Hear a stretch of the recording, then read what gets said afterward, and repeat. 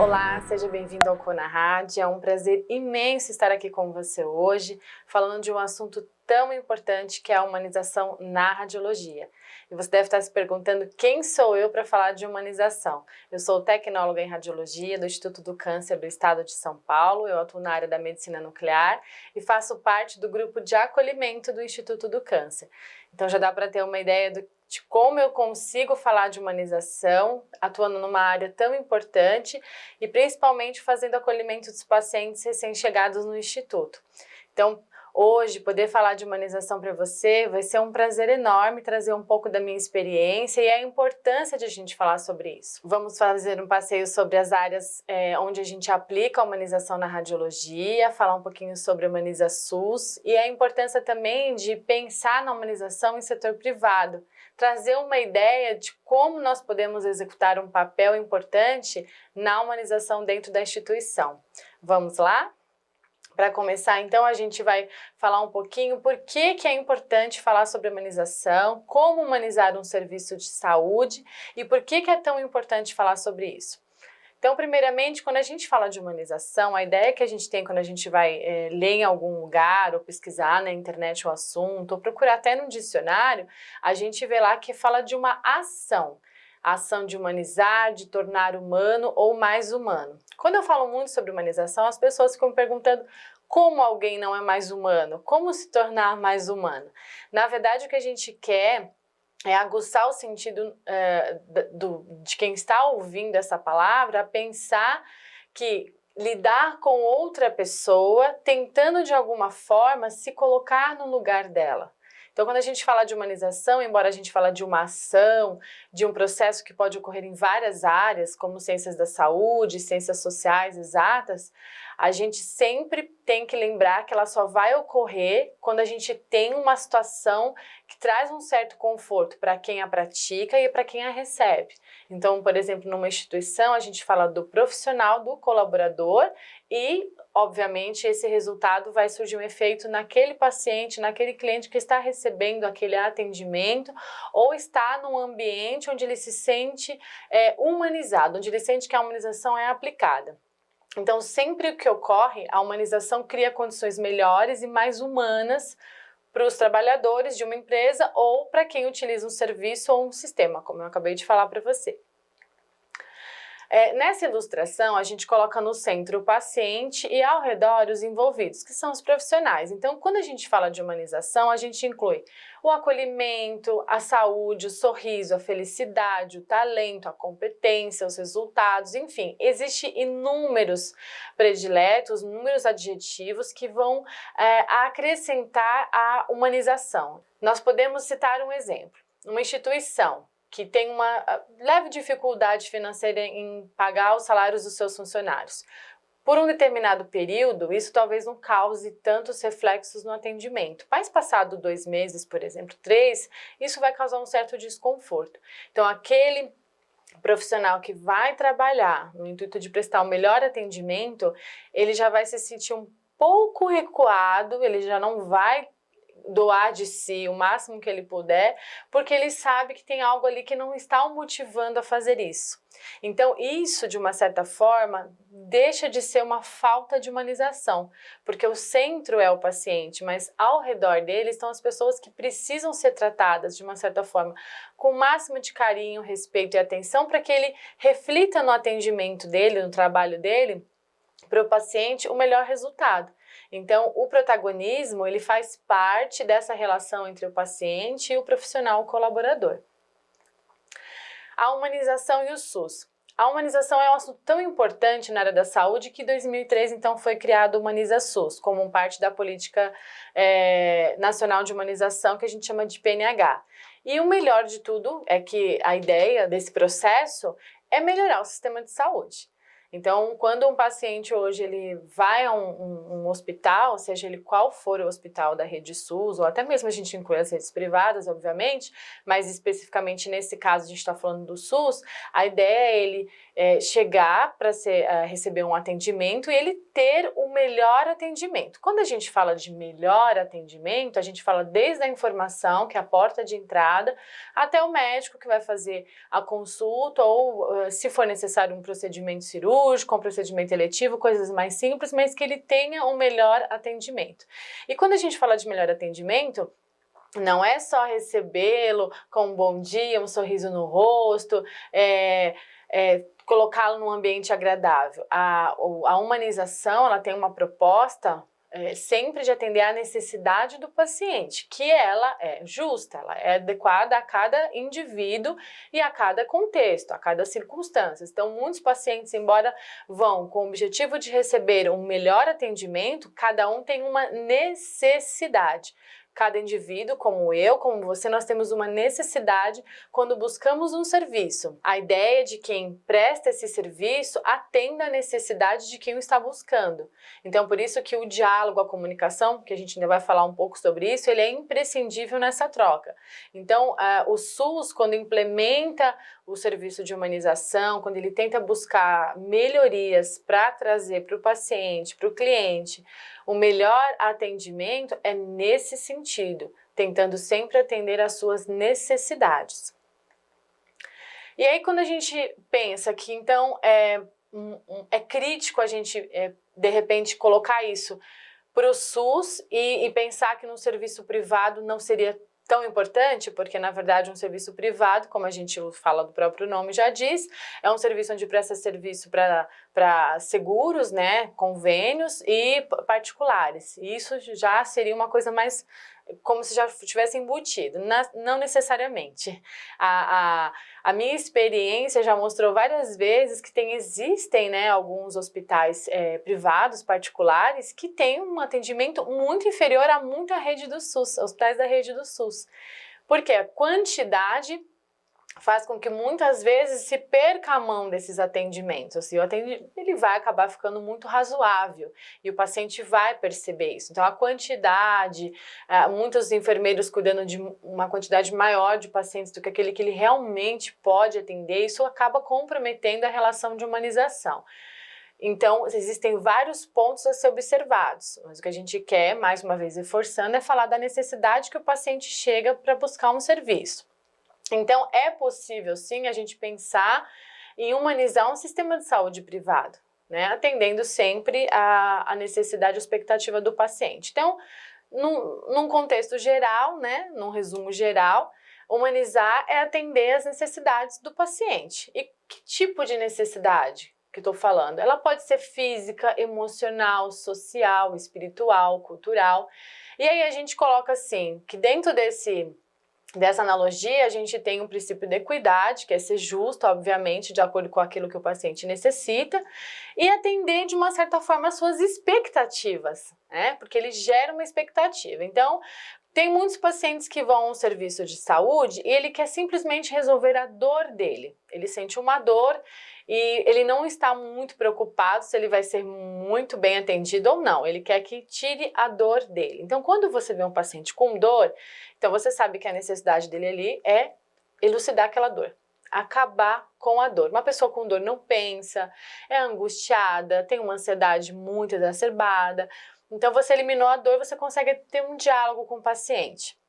Quando a gente fala do emocional, muitas vezes são pessoas fragilizadas que não estão necessariamente com uma dor física, mas estão angustiadas. Vamos citar um exemplo simples, nós temos muitos pacientes que procuram um serviço de saúde, seja privado ou SUS, muitas vezes não sente uma dor física, mas ele sente uma dor que ela pode ser gerada pelo emocional, pode ser uma dor psicológica, assim, em algum momento, e ali a atenção que ela vai receber vai muitas vezes eliminar pela metade essas dores. Social, então, eu tenho uma experiência que me marcou muito, né, durante toda a minha trajetória, já são mais de 10 anos de Instituto do Câncer, e de todo o acolhimento que eu realizei, uma que, assim, ficou muito marcada na minha memória, foi um paciente que era morador de rua.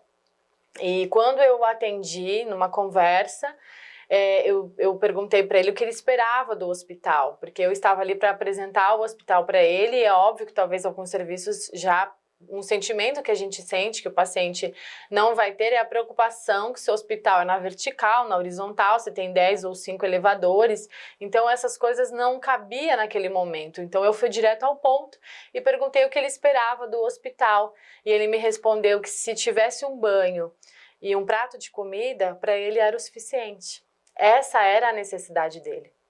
Então, quando a gente fala da expectativa gerada socialmente, a gente fala de pessoas em situações difíceis, né? Muitos sem ter um lugar para morar, outros numa situação muito confortável, que gerou ali uma ansiedade ou uma expectativa diferente uma da outra. Então, a gente tenta, de uma certa forma, olhar para o paciente e observar qual que é a expectativa dele. Muitas vezes no olhar a gente já consegue. Espiritual, né? Então, respeitando, sim, obviamente, a opção religiosa de cada paciente. Então, hoje, dentro de uma instituição ou de um hospital, a gente sabe que existem alguns espaços ecumênicos que atendem a todas as religiões, ou outros lugares existem capelas, mas existem grupos, né, de capelania que tentam promover, de uma certa forma, a expectativa do paciente no âmbito religioso. E cultural, né? Porque a gente atende diversas culturas orientais, africanas. Aqui no Brasil mesmo há uma miscigenação muito grande de povos, então a gente precisa tentar entender um pouco da origem desse paciente, até no se comunicar, para a gente atender às expectativas dele. Então, humanizar é promover a melhor experiência para o paciente. É essa conclusão que eu chego depois de algum tempo já participando do grupo de humanização de acolhimento especificamente do Instituto do Câncer.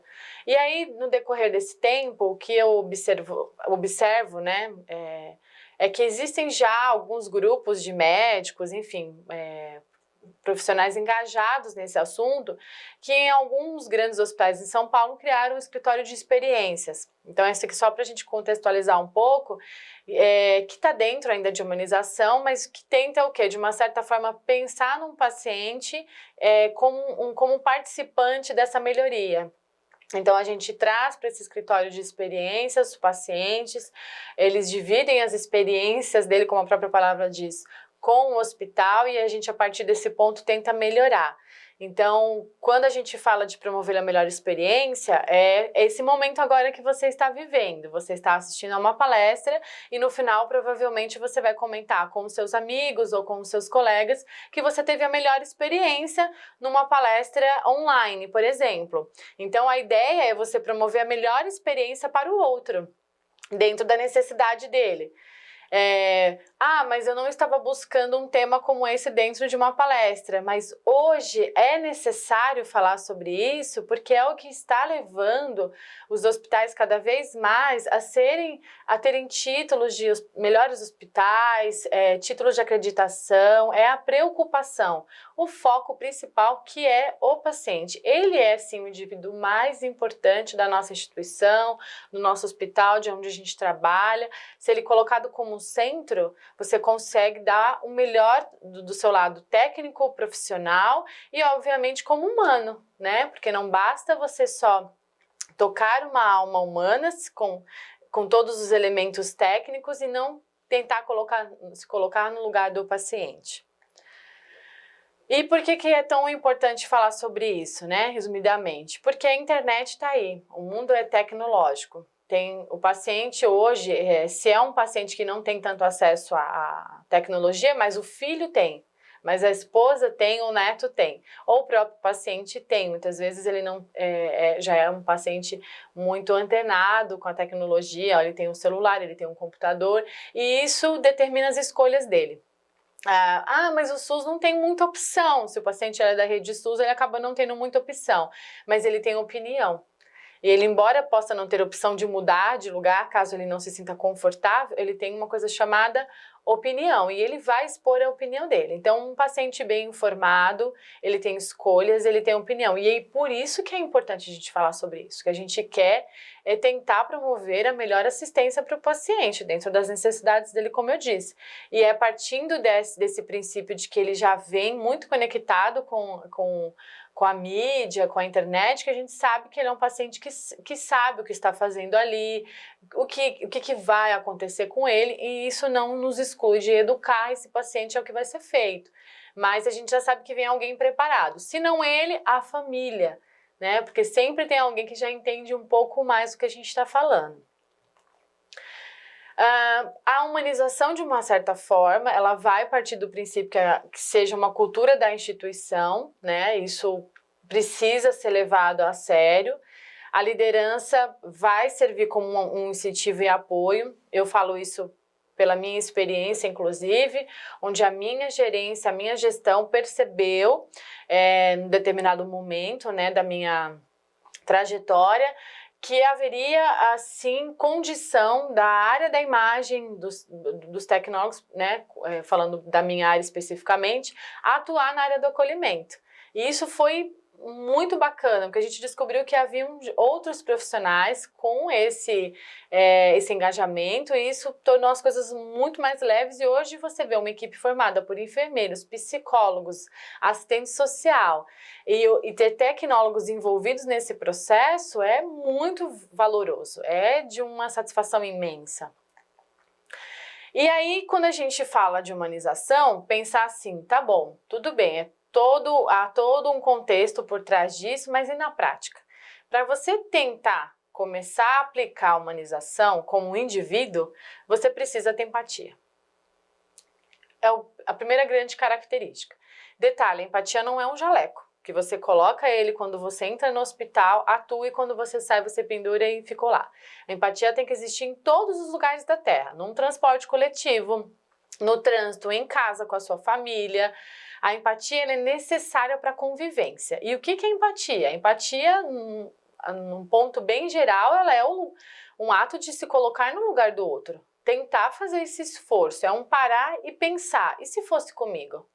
Quando você cria o sentimento de empatia dentro de você e você começa a praticar ele, você se torna um cidadão, um indivíduo empático, né? Então você vai pensar num paciente que lá fora ele é um cidadão que vai pegar um transporte coletivo, você está subindo um ônibus e tem uma pessoa idosa que está atrás de você. Você pensa, se fosse eu gostaria de uma ajuda, ou gostaria que a pessoa me deixasse entrar na frente por uma questão de segurança. São ações simples, né? Que parecem ser simples, mas imagine que isso é multiplicado intensamente vezes 10 dentro de um hospital. Se coloque no lugar daquele paciente que está buscando serviços de saúde e você está ali atuando, trabalhando, vai terminar o seu turno, você vai embora para casa e provavelmente em algum momento ele continue, ou ele também vai embora depois, mas ele vai passar por ali, ele vai precisar de você. Então a empatia ela é necessária para se aplicar a humanização.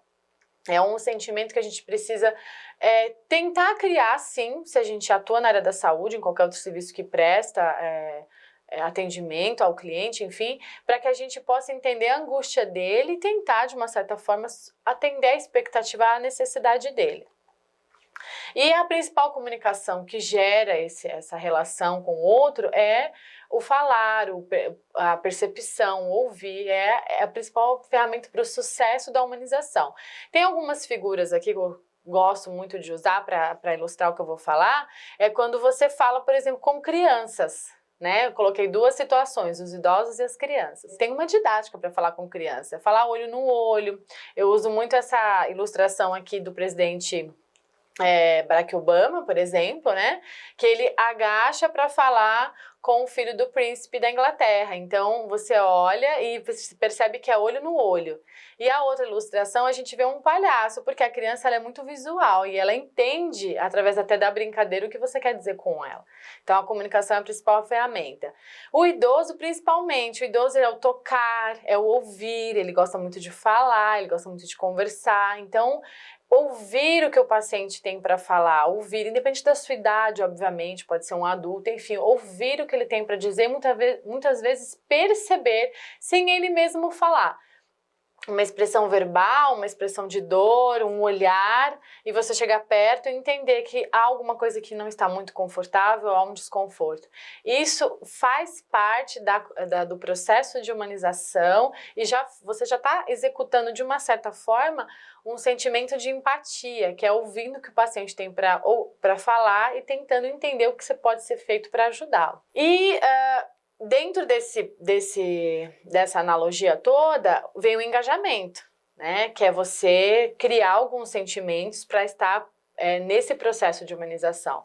Então, você precisa ser participativo, ter um certo entusiasmo, uma autonomia, né?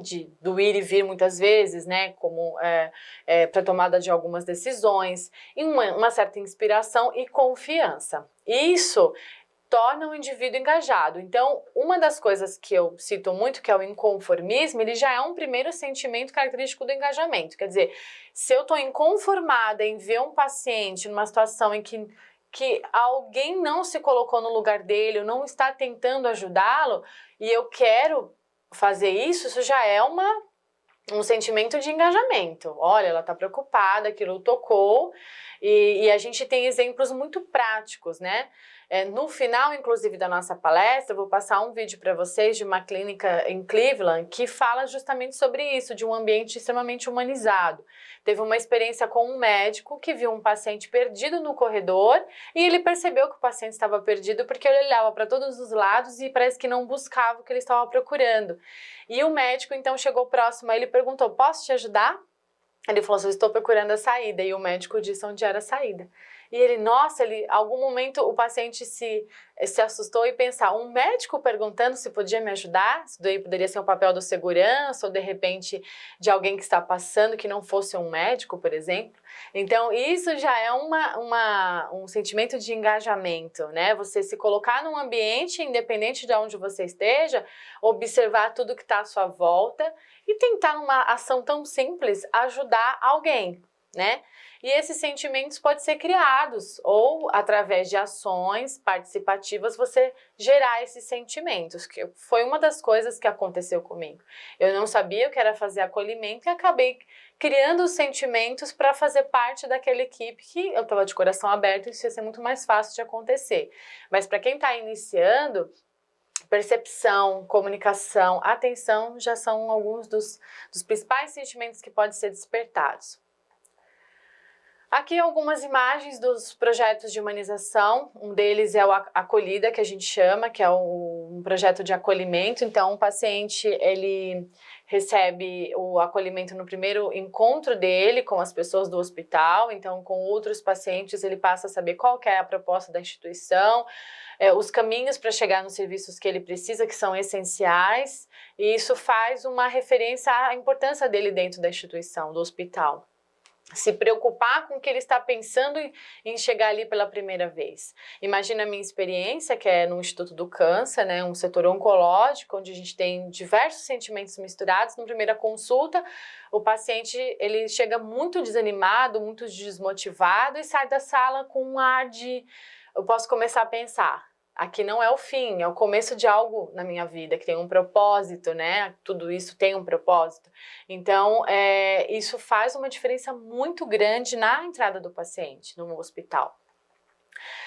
Na radioterapia, né, a gente já começa aí com a humanização na radiologia, iniciando aí pela radioterapia, com o sino da esperança, que é algo extremamente conhecido hoje na maioria dos lugares que tem tratamento com radioterapia.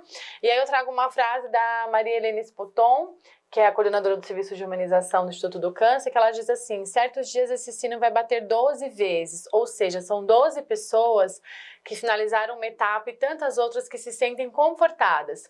O que significa o sino, né? O sino da esperança, ele conclui uma fase do tratamento dos pacientes, né? Então, se eles fizeram 30 sessões de radioterapia, no final dessas sessões, então, ele vai bater o sino, 12 badaladas ou tantas badaladas com relação ao número de sessões, e nesse dia a gente vê inúmeras badaladas, porque são vários pacientes que terminaram. Então, é uma forma de dizer para ele: olha, que bom, você chegou até o fim, porque pode parecer tranquilo o tratamento com a radioterapia, mas e o deslocamento, e o acordar todos os dias, e pensar se vai dar certo, se não vai? É uma luta. É uma luta dentro do paciente, fora dele, para no final a gente poder dizer para ele, olha que bom, você venceu uma etapa importante do tratamento. Então isso é humanizar, é fazer ele refletir sobre aquele momento que ele está ali, não deixar passar como se fosse algo, concluiu, tudo bem, vamos para a próxima etapa, fechar com chave de ouro, então com o sino da esperança, né? No raio-x, na tomografia e na ressonância também dá para criar um ambiente de humanização. Eu trago uma referência aqui no raio-x ao cliente Disney, né? Que são alguns dos trabalhos realizados por vários locais que prestam serviços a clientes quando é muito fast food, vamos dizer assim, quando é muito rápido, né? A gente usa muito esse termo. Como fazer o cliente se sentir satisfeito, ter uma experiência agradável num momento em que tudo é muito rápido. Então, por exemplo, um raio-x. Aí provavelmente um colega, ou você, enfim, vai virar para mim e vai dizer, nossa, o raio-x é tão rápido, dá para atender um paciente e criar nele uma experiência agradável? Sim, mesmo sendo rápido. Eu nunca fui à Disney, eu espero ir, talvez você já tenha ido, não sei, mas na Disney dizem que você, a partir do momento que você coloca o pé nos parques da Disney, você não é passado despercebido. A primeira experiência de quando você entra até onde você sai, ela é aquela que fica marcada. Às vezes na fila, você tá ali achando que ninguém tá te vendo ou achando que é só uma fila e vem alguém e chama a sua atenção. Pela cor do seu cabelo, pela blusa que você tá usando, e isso faz uma diferença muito grande, principalmente para as crianças, né, que estão ali em busca de ilusão, de diversão, fantasia. E eles trouxeram isso para vários ambientes, vários setores, né, que prestam serviço, prestam assistência. Em que sentido? Então, no raio-x, por exemplo, uma sala de espera grande, onde o paciente tem inúmeros exames, o exame dele, muitas vezes ele é rápido, mas tem alguém ali orientando, falando sobre o tempo de realização, que se ele tiver outro exame para ficar despreocupado, que não vai atrasar, não vai causar nenhum problema com as outras rotinas dele. Isso faz um sentido para o paciente, isso cria nele uma sensação de, olha, que bom, ele está preocupado, ele sabe que eu tenho outros exames, que eu tenho outros compromissos. E é possível fazer isso sem demandar ter outro profissional. Nós mesmos podemos criar dentro de nós essa rotina, esse pensamento de melhorar o atendimento, tomando uma ação simples, de ir até a sala de espera e falar se estiver atrasado, se não tiver, é comunicação. Na tomografia e na ressonância, a gente também tem um projeto de sala de espera, que é quando a gente tenta explicar para o paciente o que é o procedimento para diminuir a ansiedade dele na espera dos exames. Então, às vezes ele olha e ele fala, nossa, tá demorando muito, é um exame só e demora tanto assim, explicar o que é o exame para ele entender que são procedimentos diferentes e isso pode acarretar um certo atraso. Então, faz uma importância para o paciente muito grande estar informado. E na medicina nuclear, a gente também tem um projeto de sala de espera com conforto e alimentação. O que a gente quer dizer nesse sentido? É um exame, os exames normalmente realizados demoram muito, então o paciente precisa estar num ambiente confortável, temperatura confortável, de repente ter TV, revista e alimentação. Então, é possível você humanizar nesse sentido. Mas eu conheço muitos pacientes de medicina nuclear que vão para casa e depois eles retornam. Sim, é possível também, mas partindo do princípio de que a ideia é você humanizar o ambiente, trazer um projeto, um deles é a sala de espera. E isso faz todo sentido também para o paciente que vem de longe e não tem como voltar para casa. E antes de finalizar com o vídeo, eu deixo uma frase para você. Há tantos que se transformam para acolher alguém e há tantos que saem transformados. Foi o que aconteceu comigo. Então, é possível se transformar para acolher alguém e é possível estar dentro e sair transformado. Então, basta querer, basta refletir um pouquinho, parar para pensar e, mais uma vez, eu reforço, criar empatia, que é o primeiro sinal de que é possível se engajar e mudar uma ação. E tornar melhor para o outro e para o ambiente. Espero que você goste desse vídeo e depois que terminar a gente fala um pouquinho mais só para encerrar. Até breve!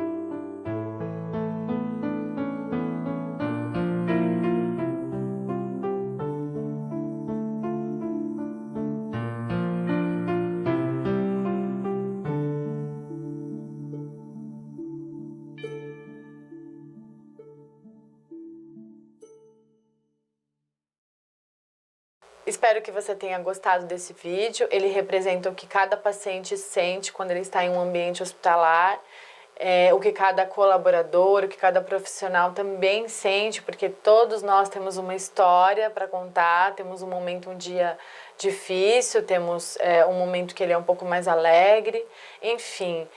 Isso é para fazer uma reflexão da importância que a instituição tem na vida dos colaboradores, dos profissionais e principalmente na vida do paciente. O que nós queremos é promover a melhor experiência para ele e partindo sempre do princípio de que a gente vai conseguir fazer isso quando a gente tem um serviço humanizado, que se preocupa com o todo, com o profissional e que o resultado seja o paciente. Espero que você tenha gostado, deixe o meu e-mail para maiores esclarecimentos, alguma dúvida e espero te ver aqui novamente. Até breve!